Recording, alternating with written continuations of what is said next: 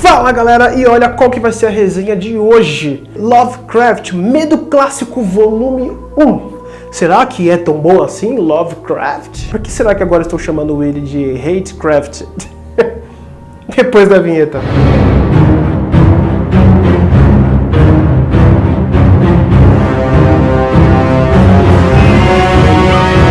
Praticamente todas as histórias aqui são em primeira pessoa e variam entre incidentes sobrenaturais com o narrador e às vezes um estilo de pesquisa, investigação. E como esse livro é uma antologia que reúne 9 contos, eu vou descrever um pouquinho de cada um e por isso pode ser que o vídeo fique um pouquinho longo, mas vai valer a pena. O estilo do Lovecraft é uma espécie de terror cósmico, com criaturas sobrenaturais, seres que vêm de outros mundos, né? Algo que a mente humana não consegue descrever muito bem. Entre a loucura e entre tecnologia e entre seres de eras antigas, civilizações antigas, coisas extraterrestres, uma coisa se mistura a outra. Existem duas versões deste livro. No caso, a Darkside usou uma jogada de marketing, criou, na verdade, duas capas diferentes. O conteúdo é o mesmo, porém a capa é diferente. Essa aqui é a Miskatonic Edition, que é uma referência à Universidade Miskatonic que o próprio Lovecraft criou no seu universo. Já a outra capa, que ela é verde e roxa, é a Cosmic Edition, então, edição cósmica, então não tem nada demais. Inclusive, a versão cósmica, a capa dela tem um efeito diferenciado. Se você instalar o aplicativo da Darkside no seu celular, você coloca sobre a capa verde e roxa, abre-se um portal e alguns tentáculos do Cthulhu saem dele. Então é muito legal. O efeito não acontece nessa capa, acontece só na outra.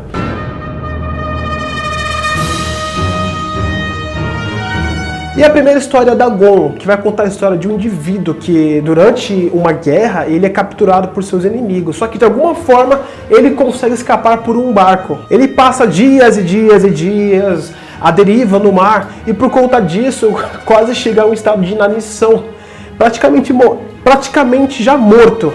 Até que acontece algo estranho, ele desperta simplesmente num lugar, uma espécie de ilha, onde tecnicamente essa ilha não deveria estar ali. E além dessa estranheza muito súbita, ele começa a perceber e a ter experiências sobrenaturais. E assim a história se desenrola. O conto chegou a me prender por um bom tempo, porém o ápice veio só no final, né? Eu acredito que essa era a intenção. O problema é que é tão rápido, tão súbito, que isso não satisfaz a leitura assim que você termina. Então eu achei meio decepcionante esse desfecho. Você até chega a se perguntar, nossa, mas agora que começou a ficar bom, você acaba? Ele termina no ápice. Eu acredito que essa foi a intenção do Lovecraft, porém é decepcionante. Chega a ser um incômodo assim num nível extremo. Eu queria ter visto mais. Eu sei que é um conto que é para ser algo curto, porém não deu. Acredito que algumas pessoas vão gostar desse ar, esse gostinho de quero mais, só que eu achei muito desconfortável.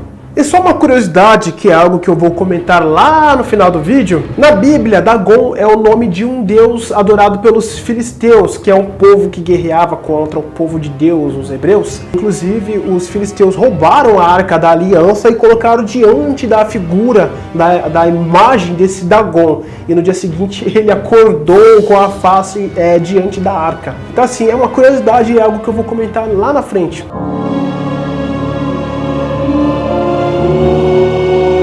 O próximo conto é a Cidade Sem Nome. Um viajante, que inclusive é o narrador da história, ele cruza o deserto árabe e dá de cara com essa cidade sem nome. E pelo que ele descreve, já dá a entender que ele conhece a má fama dessa cidade. Só que ele faz? Ele vai lá, ele descobre um templo dentro deste lugar. Existem esculturas e todas as estruturas desse lugar são avançadas demais para aquela época. E ele começa a deduzir que aquilo ali é coisa de seres de outro mundo, ou criaturas super inteligentes que inclusive ele deveria temer. O ambiente está completamente vazio, mas aparentemente vazio.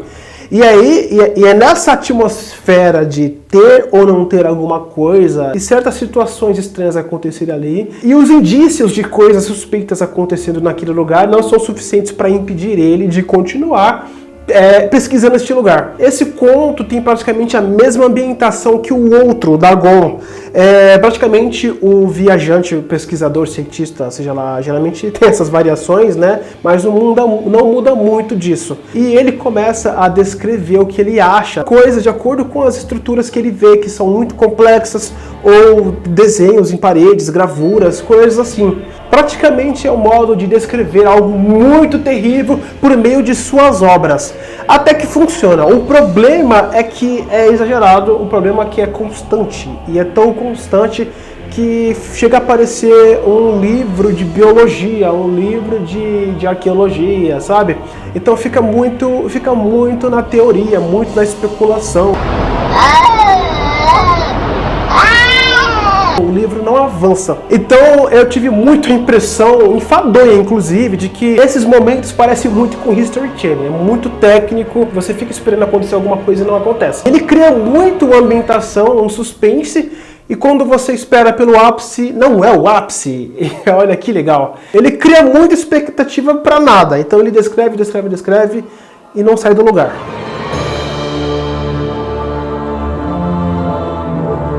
E o terceiro conto é Herbert West, de Reanimator. Aqui praticamente o Lovecraft ótimo. O Herbert West é um aluno de medicina e ele acredita que descobriu uma forma de reviver os mortos.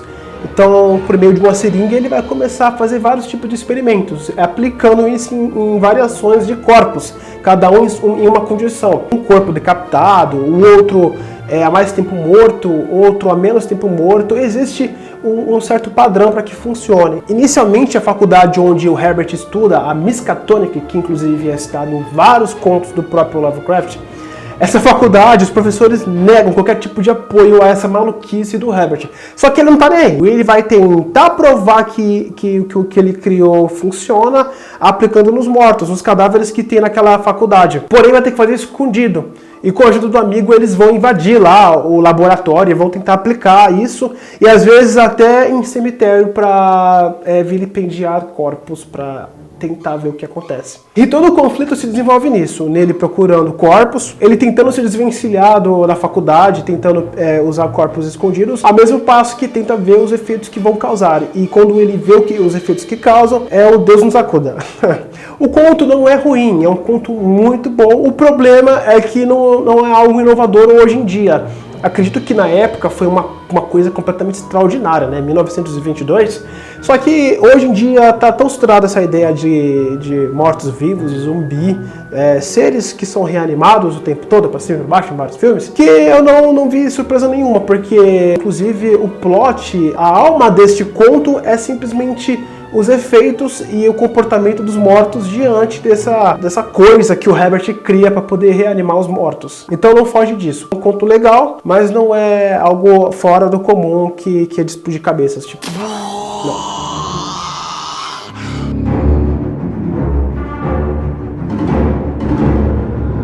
E o quarto conto é o depoimento de Randolph Carter. Randolph Carter tem um amigo chamado Harley Warren, e os dois são muito amantes de ocultismo, dessas coisas obscuras de outro mundo, e eles pesquisam isso. O problema é que a investigação deles guia eles até uma cripta num lugar muito longínquo, onde existe um poço, e dentro desse poço existe uma escadaria que leva a perder de vista no meio da escuridão. Sabe quando o seu instinto aranha, os seus sentidos de medo começam a ficar aguçados, falando para você, corre, foge daqui?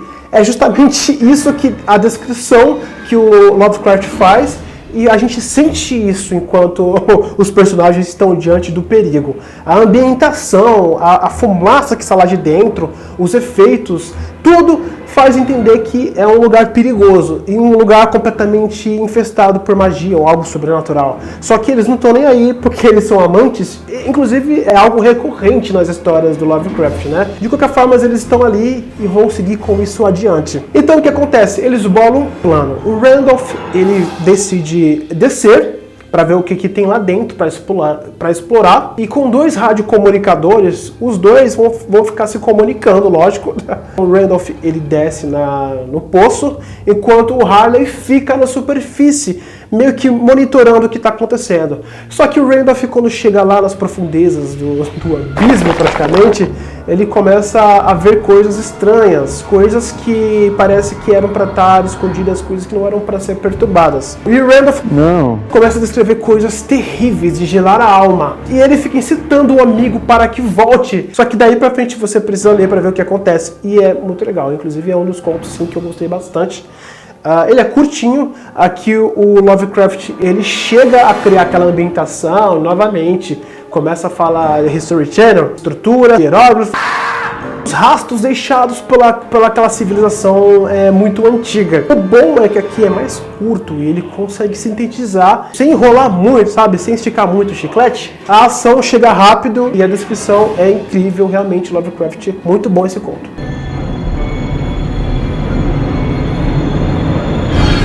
Quinto cão, nossa, e o quinto cão. E o quinto conto é o Cão de Caça.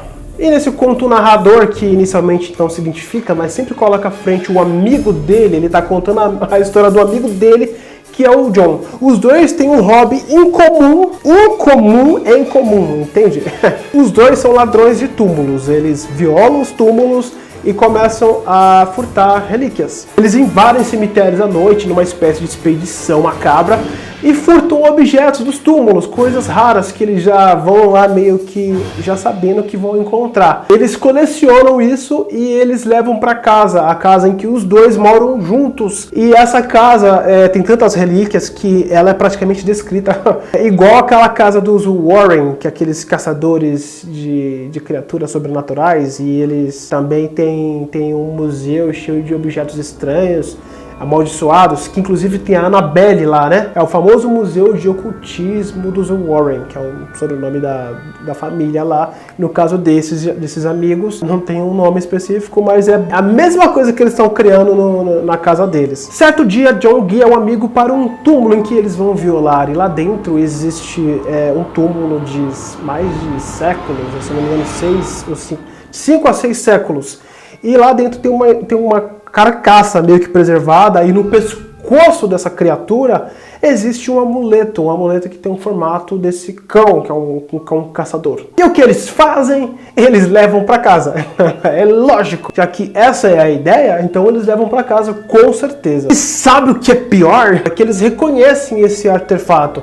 Eles conhecem ele do tal Necronomicon, que é uma espécie de livro dos mortos, o livro dos demônios, que foi escrito por um demonologista, inclusive, que é o louco árabe, o nome dele é Abdul, que ele inclusive é citado em várias histórias também do próprio Lovecraft, que ele tem esse costume de interligar personagens nos seus universos, embora a história seja diferente. E como imaginado e como previsível, uma vez que eles estão com esse artefato em casa, coisas estranhas começam a acontecer, fenômenos sobrenaturais, e eles têm a sensação de que estão sendo perseguidos por um cão de caça. Então eles ouvem sons de pegadas, entre outras coisas que eu não vou dizer, senão vai ser spoiler. Já o problema desse conto é completamente ao contrário aos outros, ele é muito rápido. Imagine o casal João e Maria. Eles se conhecem, se casam e têm filhos. É uma forma grosseira de explicar, mas é essa sensação que se tem, porque a interpolação, que é as lacunas a serem preenchidas, a essência para que a gente se apegue ao personagem, isso não acontece. Então gera um problema no roteiro, porque você não se apega aos personagens. Claro que um conto também, novamente vamos falar, não tem tempo para contar tanto. O problema é que aqui nos outros ele demora muito para contar, e nesse aqui ele vai muito rápido. Então ele vai de um ponto a outro muito rápido, e ponto, acabou.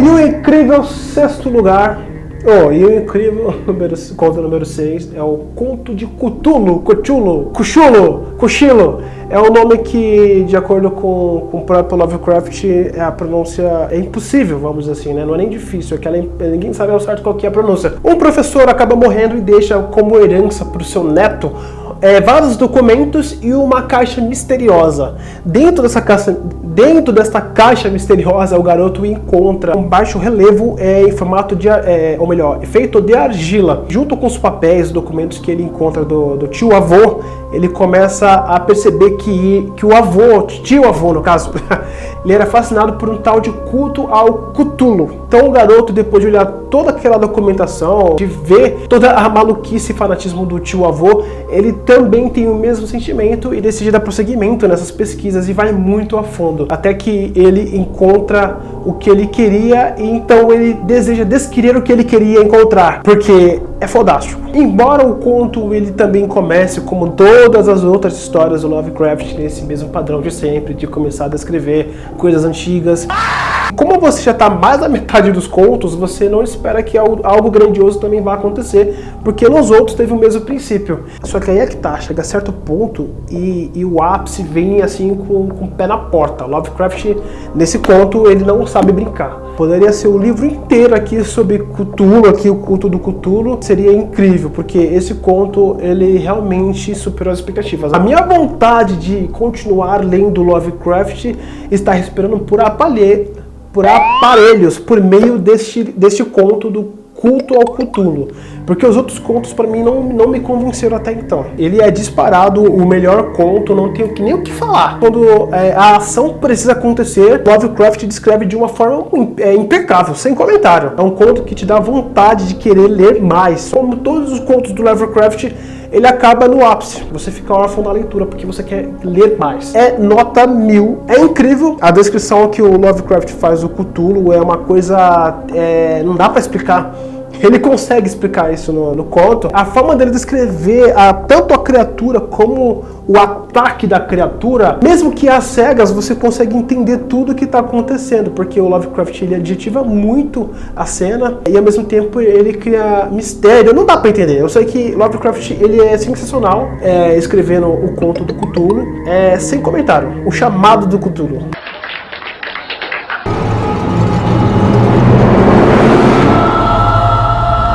E o sétimo conto é Nas Montanhas da Loucura. E dessa vez, universitários da faculdade Miskatonic, eles vão para a Antártida. Eles vão fazer uma espécie de expedição. Então eles se deparam com umas cordilheiras gigantescas, paredes de gelo, que são inclusive maiores que o próprio Everest. Então, desses universitários, duas equipes se formam. Uma delas tem sucesso em encontrar um espécime conservado, né? O gelo conservou tudo. Então, novamente, novas especulações acontecem. Só que acontece um desastre e um dos universitários acaba indo parar em uma cidade que acaba sendo revelada, uma cidade ancestral. E novamente aquele padrão se repete. O pesquisador ele começa a ver coisas antigas e começa a especular, e ele começa a confabular e começa a criar conjecturas em cima de tudo que ele está observando. Esse conto, para mim, é o maior dos problemas desta antologia. Primeiro porque esse conto, ele é um conto dividido em vários contos. É um conto gigantesco, com 123 páginas, e ele é dividido em segmentos de mais 12 mini contos. O problema não é nem ele ser muito grande, o problema é que ele é muito arrastado. Ele é 90% de toda a história. History Channel. Eu sei que eu tô sendo repetitivo nesse termo, mas Lovecraft, ele tem sido muito repetitivo nisso. É muito chato. Esse conto realmente faz a gente ter vontade de abandonar o livro, porque não dá. E como por diversas vezes eu acabei cochilando, eu me obrigava a voltar para ver se eu tinha perdido alguma coisa importante. No final das contas eu relia e via que eu não tinha perdido nada de interessante, que não ia fazer a mínima diferença se eu tivesse ido direto. Então eu recomendo muito esse livro para pessoas que estão sofrendo de insônia, porque, olha, realmente é tão chato que inclusive o momento que acontece o desastre chega a ser até legal, mas não supera a expectativa. É uma história tão carregada e pesada, de tudo aquilo que inclusive ele já falou, a gente quer ver alguma coisa palpável e não vê, só fica na teoria. Para vocês terem uma noção das 12 partes que compõem o conto inteiro, esses 12 mini contos, a ação real começa a acontecer a partir do mini conto 10. É legal, mas depois de 10 mini contos super exaustivos, você já tá meio que numa ressaca literária. Então você fica, tá bom, E agora? O que vai acontecer? Ele vai parar de correr e simplesmente vai terminar assim, né? Sim, eu sei que é um aparente spoiler, mas no final das contas, o que me deixou mais irritado é que depois de 12 mini capítulos, vê um certo ápice, termina no vácuo. Não existe um clímax. E geralmente nesse ápice o Lovecraft corta. E não é nem isso que acontece aqui. Tanto que existe um momento mais eufórico, uma ação, e isso vai diminuindo assim que vai chegando ao final da história. E fica por isso mesmo. Foi um conto muito difícil pra mim. Foi o conto mais exaustivo. Não recomendo pra ninguém. É um conto muito famoso, mas é um conto também muito chato. Sinto muito aos amantes aí desse conto ou do próprio Lovecraft. Tá difícil continuar.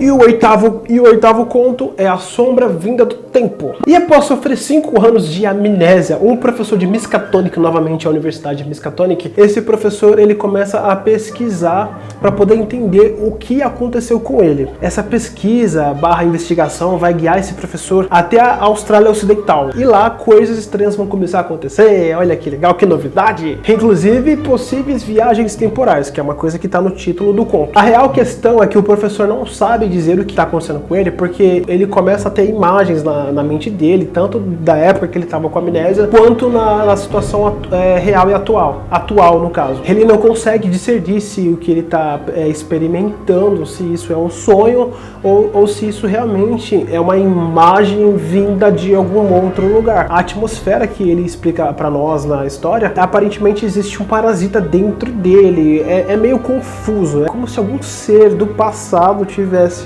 possuído o corpo dele, por meio disso estivesse compartilhando conhecimentos, né? Então, tanto ele aprendendo coisas de antes, embora por serem seres ancestrais super evoluídos, ele está aprendendo coisas super tecnológicas, vamos dizer assim. Então, ao mesmo tempo que ele aprende, ele também meio que ensina algumas coisas que ele sabe, porque além dele ser um pesquisador, ele também tem certo conhecimento. Então é uma troca de experiências e de conhecimentos, de eras diferentes, de seres estranhos que não se conhecem. Então ele está muito confuso, não sabe explicar o que está acontecendo. Então, como se estivesse passeando com o guia turístico, o professor começa a ter visões de um momento, de uma época diferente que ele não sabe precisar, e ele começa a ver novamente como as outras histórias do Lovecraft, começa a ver construções antigas, sinais, hieróglifos, criar impressões próprias e começa a exaltar. Nossa, como eles são evoluídos, nossa, como que isso pode ser perigoso, nossa, que isso, nossa, que aquilo, nossa, que não sei o que. Mais do mesmo. Fica muito nessa parte científica. Ele fica super impressionado com a experiência que está acontecendo com ele e nada de ação. Você vai estar cansado de ouvir a mesma coisa. Então, para você não se frustrar, eu já vou logo dizer de antemão, termina do mesmo jeito que ele começou, na dúvida.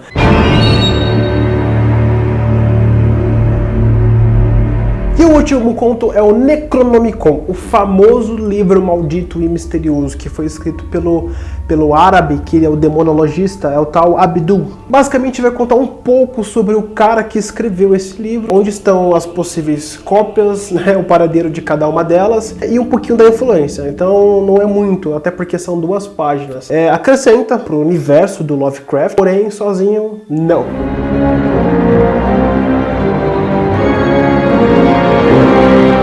Extras no livro, né? Algumas coisas, inclusive, escritas pelo próprio Lovecraft, como vocês podem ver. Bem, eu não olhei isso, mas para quem gosta muito, colecionador, vai adorar isso aqui, né?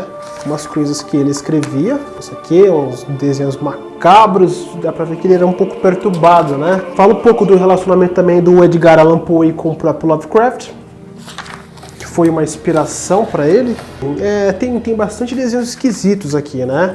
Lovecraft e a cultura pop, né? A influência dele, né? Em filmes e entre outros escritores, tipo Stephen King, por exemplo. O que eu realmente achei muito estranho nos contos do Lovecraft é que parece que ele está documentando segredos de forma oculta, como se fosse subliminar, como se a fantasia se misturasse com o real. É como se ele quisesse guardar esses segredos de alguma forma no meio da história. Então se mistura muito ficção com alguns fatos que realmente são são meio que históricos. Muita coisa que ele menciona aqui não existe de alguma forma, sei lá, alguma expedição na Antártida. Realmente existem expedições na Antártida que são meio suspeitas. Dagon realmente, biblicamente, na história, é dito que ele realmente era um deus dos filisteus. Tenho a impressão de que ele é meio ocultista, ou tinha alguma paixão também. Ele meio que a história, a biografia do Lovecraft se mistura um pouco disso, né? Então muitos dos sonhos dele, muito da perturbação que ele tinha na mente dele, ele colocava nos livros dele. É meio que uma paixão, ao mesmo tempo